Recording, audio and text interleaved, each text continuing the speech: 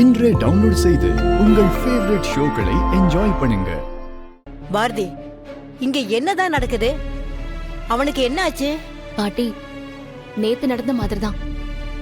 ஆதிக்கு பழசெல்லாம் கொஞ்சம் கொஞ்சமா ஞாபகம் வந்துட்டு போகுது. ஆனா எப்போ எந்த ஞாபகம் வரும்னு எனக்கு தெரியல பாட்டி. இது என்ன கொடுமை பாரதி? யாருக்கும் இந்த மாதிரி ஒரு நிலைமை வரவே கூடாது. ஆதி உங்களை வேணாம்னு சுத்தமா எல்லா ஞாபகத்தையும் அழிச்சிட்டு போயிட்டான். இது எல்லாத்தையும் மீறி அவனுக்கு பழசெல்லாம் ஞாபகம் வந்துட்டு இருக்குன்னா எனக்கு என்ன சொல்றதுன்னு சுத்தமா தெரியல. எது எப்படியோ நீங்க எல்லாரும் ஒன்னா சேர்ந்து நல்லா இருக்கணும். ஆனாலும் சும்மா சொல்லக்கூடாது பாரதி. உங்க ரொமான்ஸ பார்க்க நல்லாதான் இருந்துச்சு. அத்தை, என்ன நேரத்துல என்ன பேசிட்டு இருக்கீங்க? நான் என்னத்த தப்பா சொல்லிட்டேன்? பாக்குறதுக்கு நல்லதானே இருந்துச்சு. ஆதி, கிளம்பலாமா? நானே உங்களை பார்க்க தான் வந்துட்டு இருந்தேன். அண்ணா, ஏய்,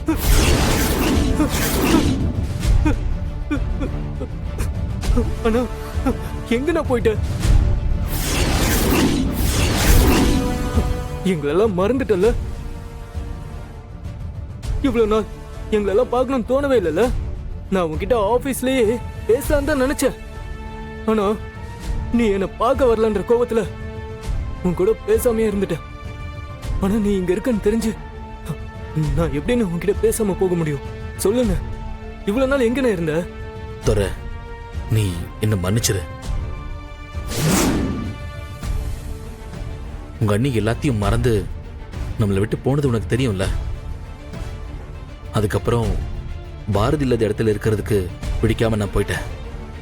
உன் அண்ணி இங்க இருக்காங்கன்னு தெரிஞ்சுதான் நான் வந்தேன். ஆனா பாரதி இப்பவும் என்ன யாருன்னு தெரியாதுன்னு தான் சொல்லிட்டு இருக்கா. துரை, அம்மா எப்படி இருக்காங்க? இருக்கோன்னு. என்னடா ரெண்டு பேரும் சேர்ந்து டிராமா போடுறீங்களா?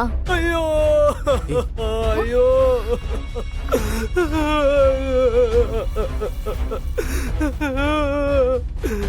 இந்த அநியாயத்தை பாத்தீங்களா?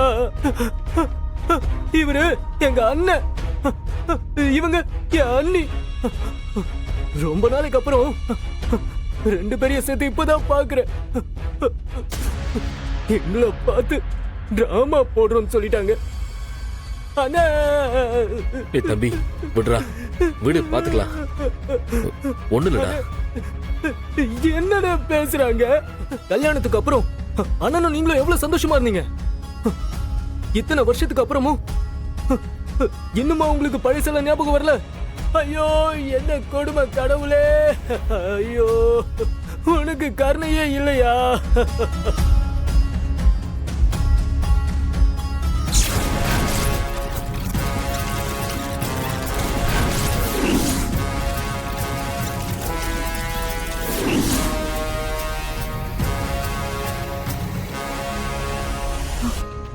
ஐயோ, இவங்க சொல்றத கேட்டு ஆதி டிஸ்டர்ப் ஆகுறாரே.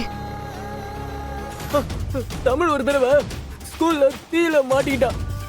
அப்போ அண்ணன் தானே தமிழை காப்பாத்தி ஹாஸ்பிட்டல்ல கொண்டு போய் சேர்த்தாரு. எல்லாத்தையும் மறந்துட்டீங்களா?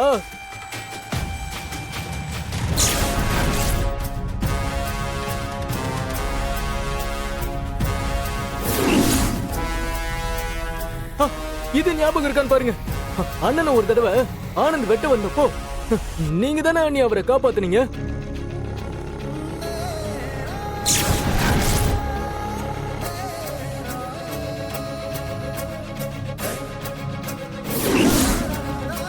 இதையும் மறந்துட்டீங்களா? ஐயோ, டேய், பழசெல்லாம் சொல்லி உங்க அண்ணியை கஷ்டப்படுத்தாத.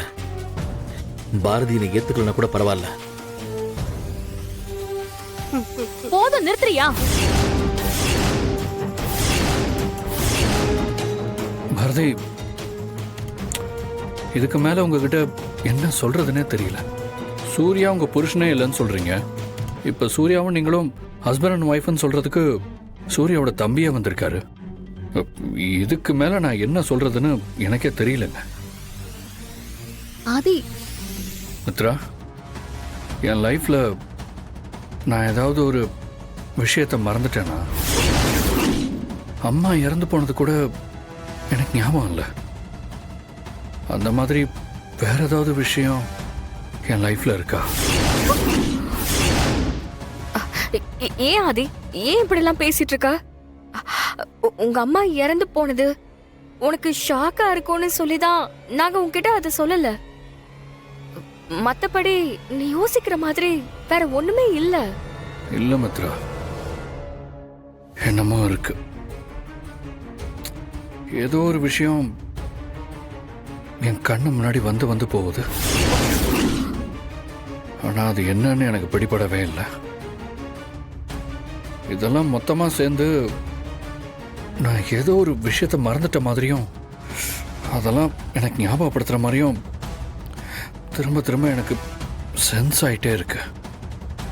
ஆனா அது என்னன்னு தான் எனக்கு தெரியவே இல்லை. ஏன் இந்த மாதிரி எல்லாம் கன்ஃபியூஸ் ஆறாதி? நீ தேவையில்லாம மனசு போட்டு குழப்பிக்காத. கொஞ்ச நாளாவே நீ ரெஸ்ட்லெஸ்ஸா இருக்க. ஒரு கம்ப்ளீட் ரெஸ்ட் எடுத்தா எல்லாமே சரியா போயிடும். போதாத குறைக்கு சிவராத்திரி அன்னைக்கு ஃபுல்லா தூங்காம முழிச்சு ஸ்னேக் பைட் வேற ஆயிருக்கு. மேபி அதனால கூட இருக்கலாம்ல. இங்க பாரு, 2 நாளைக்கு எதை பத்தியுமே யோசிக்காம நல்லா சாப்பிட்டு படுத்து ரெஸ்ட் எடு. தூக்கத்தை விட பெரிய மருந்து வேற எதுவுமே கிடையாது ஆதி. இல்ல மித்ரா, நிச்சயமா ஏதோ ஒண்ணு இருக்கு. அதுவும் பாரதி சம்பந்தப்பட்ட ஏதோ ஒரு விஷயமா இருக்குமோன்னு தோணுது. பாரதிக்கு எனக்கு என்ன சம்பந்தம்? ஏன் எனக்கு இந்த மாதிரிலாம் தோணுதுன்னு எனக்கு புரியல. என்ன ஆதி, ஏன் இப்படி சும்மா உளறிட்டு இருக்க? பாரதிக்கும் உனக்கும் என்ன சம்பந்தம் இருக்க போகுது? அவங்களுக்கு ஒரு பிரச்சனைன்னு வந்தப்போ நாம அவங்களுக்கு ஹெல்ப் பண்ணி இந்த வீட்டுக்கு கூட்டிட்டு வந்திருக்கோம்.